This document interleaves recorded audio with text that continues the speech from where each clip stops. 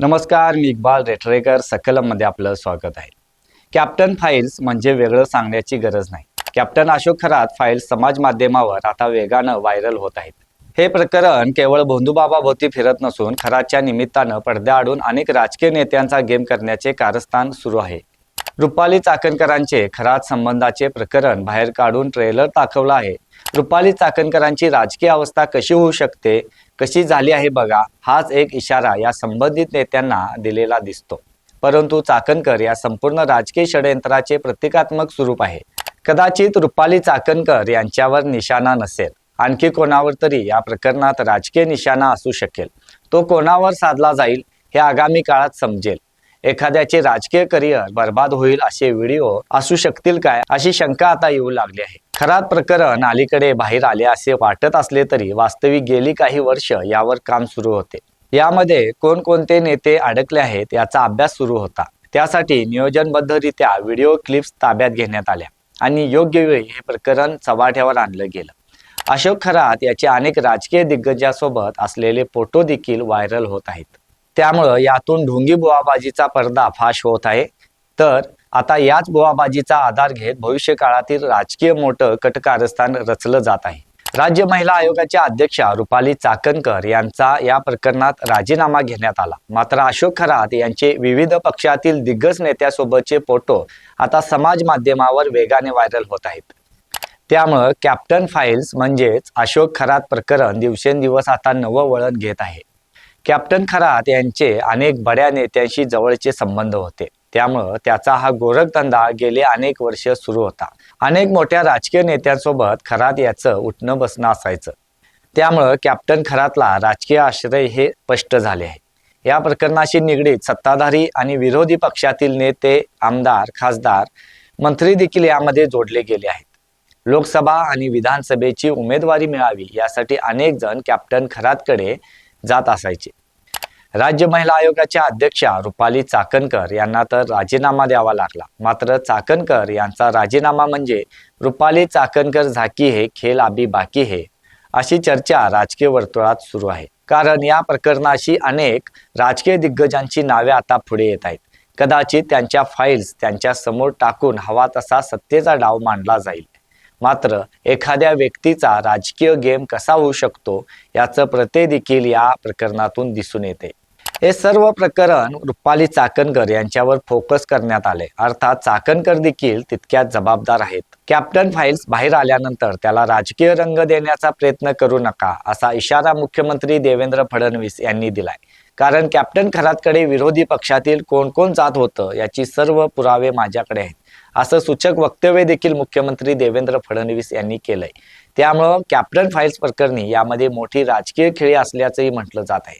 Captain खरातच्या माध्यमातून राजकारणाचा खेळ सुरू असल्याची टीकाही विरोधकांच्याकडून होत आहे. महाराष्ट्र नवनिर्माण सेनेचे नेते राज ठाकरे यांनी तर मुख्यमंत्री देवेंद्र फडणवीस यांना धोबीपछाड राजकारणाचा भाग होऊ नका असा टोला लगावलाय. कॅप्टन फाईल्स प्रकरणाशी निगडीत सुमारे 100 व्हिडिओ आहेत.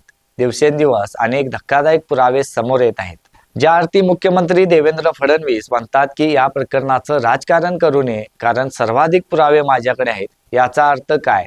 फडणवीस कोणत्या नेत्यांना हा इशारा देऊ इच्छितात असा सवाल देखील आता उपस्थित होतोय. आजच्या काळात भोंदूगिरी ही एखाद्या अंधाऱ्या कोपऱ्यात दडलेली गोष्ट राहिलेली नाही. ती उघडपणे, निर्लज्जपणे आणि सत्तेच्या सावलीखाली वाढणारी संघटित व्यवस्था बनली आहे की काय, असा सवाल या निमित्ताने सर्वसामान्य माणसाच्या मनामध्ये निर्माण होत आहे.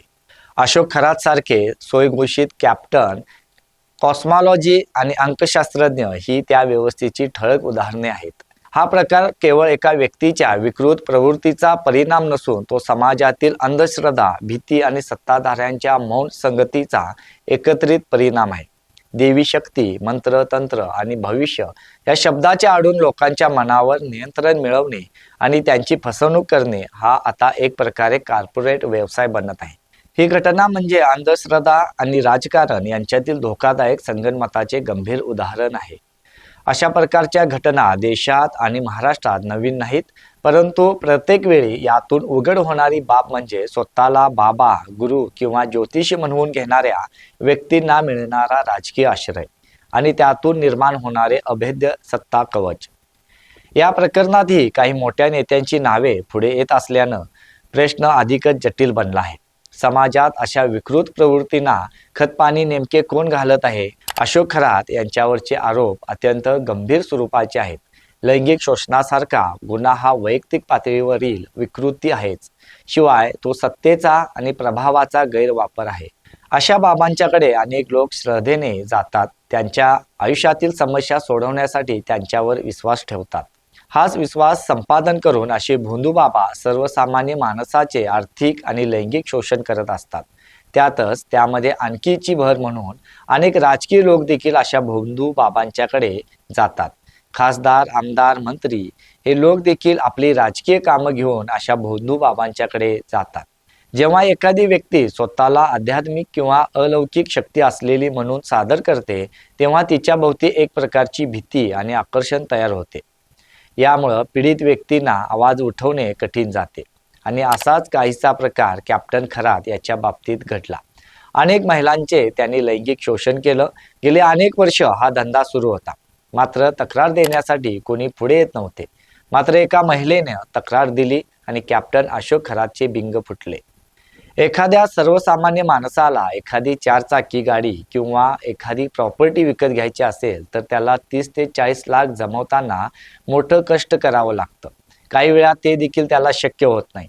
मात्र कॅप्टन खरातने या गोरखधंद्यातून हजारो कोटीहून अधिक मालमत्ता जमवली आहे. या प्रकरणात विशेष लक्षवेधी बाब म्हणजे काही प्रभावशाली राजकीय नेत्यांशी या बाबाचे संबंध असल्याचं चर्चा जेव्हा राजकीय नेते आणि व्यक्तीशी संबंधित ठेवतात, त्यांना सार्वजनिक कार्यक्रमामध्ये स्थान देतात किंवा त्यांच्याकडून आशीर्वाद घेताना दिसतात, तेव्हा समाजात चुकीचा संदेश जातो.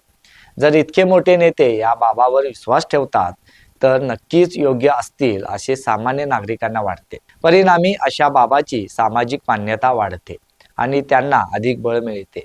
आता गृह खाते या प्रकरणाशी निगडीत सखोल चौकशी करून कॅप्टन फाईल्समध्ये त्या मंत्र्यांची नावे किंवा ज्या नेत्यांची नावे जनतेसमोर आणणार का, याकडे देखील सर्वांचे लक्ष लागून आहे. अन्यथा केवळ रुपाली चाकणकर यांचा राजीनामा घेऊन यावर राजकीय पडदा टाकला जाणार आणि पडद्यामागून टार्गेटवर असलेल्या राजकीय नेत्यांचा गेम होणार काय, याकडे देखील सामान्य जनतेचं लक्ष लागून आहे. धन्यवाद.